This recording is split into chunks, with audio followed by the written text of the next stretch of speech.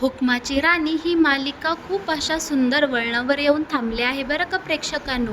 आता इकडे आपली राणी म्हणजे हुकमाची राणी नुसतीच हुकमाची राणी राहणार नाही, तर ती आता ॲडव्होकेट राणी होणार आहे. आणि दुसरीकडे आपला हा इंद्रा वकील झालेल्या राणीची कशी जोमात मिरवणूक काढतो आणि वस्तीकडल्या लोकांना दाखवून देतो, हे सुद्धा आपल्याला आता ह्या भागामध्ये येणाऱ्या काही भागांमध्ये पाहायला मिळणार आहे बरं का प्रेक्षकांनो. आता इकडे ही उर्मिला आपल्या राणीला खूपच त्रास देऊ लागलेली असते. राणीच्या हाताला जी जखम झालेली असते ना, त्या तोच जखमेचा हात धरून ही उर्मिला राणीचा हात पिरगळत असते.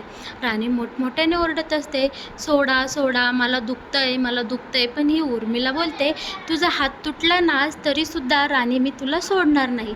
पण इकडे आता मालतीला खूपच वाईट वाटत असतं की ही राणीचा हात पिरगळते, पण मालतीचा नाईलाज असतो. मालती फक्त ह्या दोघींकडे बघतच राहत असते की पुढं काय होतं. इकडे आता राणी थेट दुसऱ्या हाताने इकडे उर्मिलाचा हात असा पिरगळते की उर्मिला ओरडूच लागते आणि म्हणते, सोड सोड माझा हात, मला दुखतंय. तेव्हा राणी बोलते, स्वतःपाशी आल्यावर कसं कळतं ना, असंच दुसऱ्यांचाही जीव जाणाव. आता तुमचा हात दुखतोय तसा माझाही दुखत होता ना, तेव्हा नाही कळलं नाही का तुम्हाला. इकडे आता मालती बोलते, बस कर राणी, सोड तिचा हात आणि पुन्हा माझ्या सुनेला अजिबात हात लावायचा नाही. पण इकडे खरं तर राणीचा हात पिरगळल्यामुळे मालतीला वाईट वाटलेलं असतं.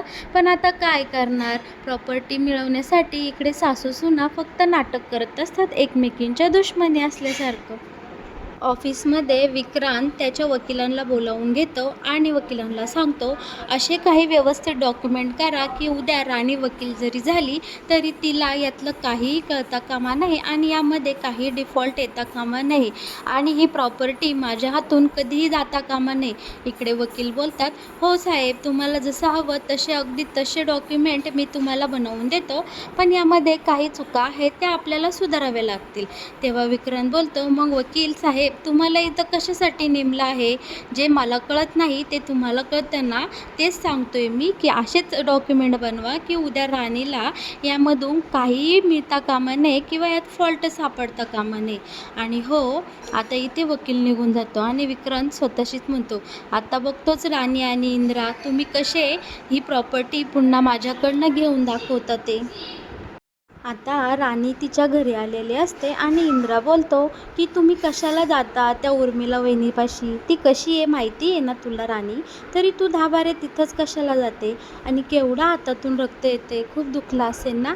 तेव्हा आता इकडे राणी बोलते, हा ना, हात तर दुखतोय, पण जाऊ द्या. या सगळ्यातून एक चांगली गोष्ट अशी झाली की मालती मॅडमच्या मनामध्ये माझ्याविषयी प्रेम आहे हे मला चांगलंच कळलं. तेव्हा आता इंद्रा बोलतो, ते कसं कळलं?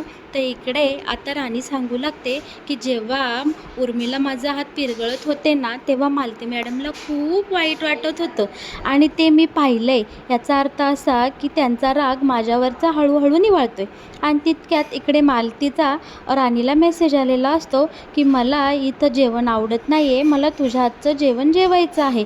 तेव्हा इकडे आता राणी खूप खुश झालेली असते की सासूबाईंनी इकडे ऑर्डर सोडलेली असते की तिच्या हातचं छानपैकी जेवण बनवायचं.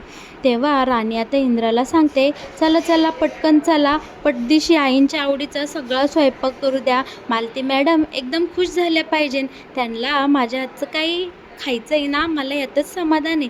तेव्हा इकडे आता इंद्रा बोलतो, कशी आहेस ग तू, तुला सगळ्यांच्या आवडीनिवडी माहिती आहे आणि सांग बरं आता. तेव्हा मला काय आवडतं. तेव्हा इकडे आता राणी सांगते की तुम्हाला आहे ना खूप असं तिखट मिखट चमचमीत आवडतं, साधंसुधं जेवण तुमच्या काही घशाखाली जात नाही, तुम्हाला फक्त आणि फक्त माझं डोकंच खायला आवडतं. आणि हो, मालती मॅडमच्या आवडीचा सगळा स्वयंपाक मी इकडे करणार आहे आणि आबांना काय सगळं आवडतं माझ्या हातचं. ताटामध्ये जे जे काही वाढेल ते सगळं आबा आवडीने खातात, डाळी डुळी भाज्या सगळं सगळं सगळं. आणि इकडे आता इंद्रा राणीला स्वयंपाकात मदत करू लागतो आणि इकडे राणी बोलते, नुसतं पाहताय काय, मला तो डबा काढून द्या बरं आणि पटापटा स्वयंपाक करून घेऊयात. आणि इकडे आता राणी छानपैकी मालतीच्या आवडीचा सगळा स्वयंपाक करते आणि आता मालतीला एका डब्यात भरून ते जेवण द्यायला राणी घराबाहेर आलेली असते. विक्रांत, उर्मिला आजूबाजूला नाही आहे हे सगळं चेक करून इकडे आता राणी सासूबाईंना छान त्यांच्या आवडीचं जेवण डब्यामध्ये घालून खिडकीतून देण्यासाठी खिडकीजवळ गेलेली असते. तेव्हा इकडे आबा आणि इंद्रा बोलत असतो की बघा सासू सुनांचं काय प्रेम उतू चाललंय. तेव्हा आता इकडे आबा बोलतो, अरे हे फक्त क्षणिक आहे, मालती कशी आहे हे आपल्याला चांगलंच माहीत आहे. चला सासू सुनांचं जमतंय ना, ठीक आहे, एवढं जमलं ना तरी खूप झालं. दोन बायकांचं जेव्हा एका छताखाली जमू लागतं तेव्हा स्वर्गसुखच अनुभवायला मिळतं. आता इकडे राणी हळूच मालतीला डबा देत असते आणि सांगत असते, व्यवस्थित जेवण करून घ्या, तुमच्या आवडीचं सगळं आहे. आणि हो, जेवण झालं ना की डबा माझ्याकडे आणून द्या, तिथं घरामध्ये ठेवू नका, नाहीतर उगीच संशय येईन सगळ्यांना. इकडे आता इंद्रा आणि आबा बोलू लागतात, चला ह्या दोघींचं जमलं तर ठीक आहे, पण लवकरात लवकर आपल्याला आता हा खेळ संपवला पाहिजे, कारण आपली प्रॉपर्टी आता आपण मिळवली पाहिजे. तेव्हा आता इकडे राणी येते आणि म्हणते, सासूबाईंना तर जेवण दिलेलं आहे, आबा चला आपण सगळेजण आता जेवून घेऊया. मस्तपैकी आता हे तिघंजण घरामध्ये जातात आणि छान पोटभर जेवून घेतात. आणि जेवल्यानंतर आबा पुन्हा बाहेर फेऱ्या मारायला आलेले असतात. तेव्हा इकडे मालती तो डबा देण्यासाठी बाहेर येते, पण विक्रांत तिथे असल्यामुळे ती जरा दुर्लक्ष करत असते, इकडे तिकडे पाहत असते. विक्रांत घरामध्ये निघून गेल्यानंतर मालती इकडे आता आबांजवळ येते आणि त्यांच्याकडे डबा देते आणि बोलते, तुम्ही कसे आहात, बरे आहात ना. तेव्हा आता इकडे आबा बोलतात, मी एकदम ठीक आहे, सुनेच्या हातचं चांगलं चुंगलं खाऊन अगदी मजेत आहे, राणी माझी खूप छान काळजी घेते. तेव्हा आता इकडे मालती बोलते, हो मी सुद्धा तिच्या हातचं जेवण मिस केलं, पण आज तिने माझी ही इच्छा पूर्ण केली. तेव्हा आबा बोलतो, हे बघ मालती, तू तुझ्या सुखसोयींसाठी त्या घरामध्ये थांबलेली नाही, लवकरात लवकर आपलं काम आटपून घे. ते प्रॉपर्टीचे पेपर लवकरात लवकर शोधून काढ आणि राणीच्या हाती कर, म्हणजे राणी त्यामध्ये काय चूक काय बरोबर आहे ते पाहील आणि आपल्याला आपली प्रॉपर्टी लवकरात लवकर मिळेल आणि आपण आपल्या घरात मानाने पुन्हा एकदा राहायला जाऊ. इकडे आता मालती म्हणते, हो आहो आबा, त्याच्यासाठीच मी इकडं थांबले आहे. आणि दोघेजण छान एकमेकांशी बोलतात आणि मालती आता घरामध्ये निघून जाते. आता राणीला तिच्या मैत्रिणीचा फोन आलेला असतो की उद्या आपला रिझल्ट लागणार आहे, उद्या वकिलीचा फायनली रिझल्ट लागणार आहे आणि तू उद्या ॲडव्होकेट होणार आहे की नाही ते आपल्याला कळेलच.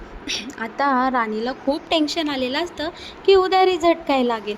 ती इकडे येते आणि इंद्राला सांगते की उद्या माझा रिझल्ट आहे, मला खूप टेन्शन आलेलं आहे. तेव्हा इंद्रा बोलतो, अगं तू खूप छान अभ्यास केला आहे, तू नक्कीच चांगल्या मार्क्सनी पास होशील, जा बरं झोप आता. अखेरीस तो दिवस उजडलेला असतो.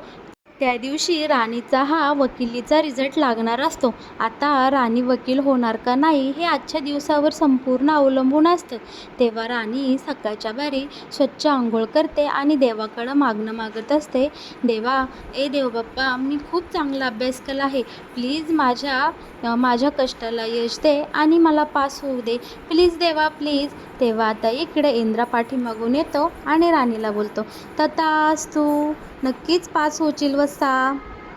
इंद्रा बोलत असतो राणीला, अगं नक्कीच पास होशील, अभ्यास केला आहेस ना, अभ्यास नसन केला तर होशील नापास. आता इकडे राणी बोलती, अहो असं नका ना हो बोलू, आधीच मला खूप टेन्शन आलं आहे आणि तुम्ही माझ्या आता टेन्शनमध्ये भर घालू नका. आता इकडे इंद्रा बोलत असतो, म्हणजे तू अभ्यास नाही केला म्हणजे तू नापास होणार आहेस. आता राणी बोलते, तुम्ही आता उगाच परत काही बोलू नका, जर तुम्ही काही बोलले ना मी आता इथनं निघूनच जाईल. आणि ते आता तिथनं निघून जायला निघते तर इकडे आता इंद्रा राणीचा हात धरतो आणि तिला जवळ ओढतो आणि बोलतो, अगं टेन्शन नको घेऊ, तू खूप हुशार आहेस आणि तू खूप कष्ट केले आहेस ही वकिलीची परीक्षा पास होण्यासाठी आणि नक्कीच तुझ्या अपेक्षेसारखाच रिझल्ट तुला लागेल. आणि आता इकडे पेपरमध्ये डिरेक्ट राणीचं नाव आलेलं असतं, ती संपूर्ण भारतामध्ये पहिली आलेली असती वकिलीच्या परीक्षेत. आणि इकडे इंद्राला खूप म्हणजे खूप आनंद झालेला असतो. तो राणीपाशी जातो आणि तिला खूप मोठ्या मोठ्याने ओरडून सांगतो, अगं राणी, तू पास झाली आहेस आणि तू संपूर्ण भारतामध्ये पहिली आली आहेस. राणी, तू आता फक्त हुकमाची राणी राहिली नाहीस, तर ॲडव्होकेट राणी झाली आहेस. आता इकडे खूप म्हणजे खूप आनंदाला उधाण आलेलं असतं.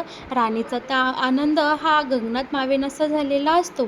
आता इकडे इंद्रा राणीची एकदम जंगी अशी मिरवणूक काढतो आणि आता राणीला मस्तपैकी ट्रॅक्टरमध्ये बसवतो आणि ढोल ताशाच्या आवाजात राणीची वस्तीपर्यंत वाजत गाजत मिरवणूक न्यायची असं इंद्राने छानपैकी इकडे ठरवलेलं असतं.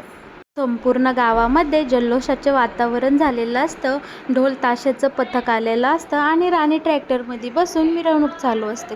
पण मध्येच ट्रॅक्टर बंद पडतो. मग काय इकडे प्रेक्षकांनो, आपला इंद्रा डायरेक्ट बोलतो, माझी राणी वकील झाली आहे आणि हे सगळ्या वस्तीला नक्कीच कळलं पाहिजे. ओरडून ओरडून सांगणार मी. आणि राणी, तुझी मिरवणुकीत अजिबात खंड पडणार नाही. तू अजिबात काळजी करू नको. आणि इकडे आपला हिरो डायरेक्ट आता बॉडी बिडी दिखा के मस्तपैकी ट्रॅक्टरला रस्सी बांधतो आणि ट्रॅक्टर खेचत वस्तीकडे घेऊन जातो आणि संपूर्ण वस्तीवाल्यांना पेढे वाटून सांगतो की माझी राणी म्हणजेच ही हुकमाची राणी आता नुसती हुकमाची राणी राहिली नाही, तर ती ॲडव्होकेट राणी झालेली आहे. आणि हो, ॲडव्होकेट राणी इंद्रजित महाडिक, तुमचे खूप खूप अभिनंदन की तुम्ही आज खूप चांगल्या वकील झालेला आहे. खूप चांगल्या मार्काने पास होऊन संपूर्ण भारतामध्ये आज माझी राणी पहिली आलेली आहे. आणि इकडे जोरदार मिरवणूक राणीची निघालेली असते. आता राणी वकील झाल्यामुळे राणी संपूर्ण भारतात पहिले आल्यामुळे इकडे विक्रांतला मात्र खूप टेन्शन आलेलं असतं. त्याला असं वाटत असतं की आता राणी ही ह्या प्रॉपर्टीचा नक्कीच सोक्षमोक्ष लावेल आणि मी काय घोटाळा केले आहे ती नक्कीच बाहेर काढेन. कायद्याच्या मार्गाने आता ही राणी मला नक्कीच शिक्षा करेल का? आता इकडे विक्रांतला खूप म्हणजे खूपच लोड आलेला असतो. तर मग प्रेक्षकांनो, कसं वाटलं हुकमाची राणी या मालिकेत येणारा हा नवीन ट्विस्ट? तर मग प्रेक्षकांनो, या मालिकेचे असेच नवनवीन ट्विस्ट पाहण्यासाठी तुम्ही आपल्या चॅनलला नक्की सबस्क्राईब करा आणि हो, या व्हिडिओला लाईक केल्याशिवाय अजिबात पुढे जाऊ नका.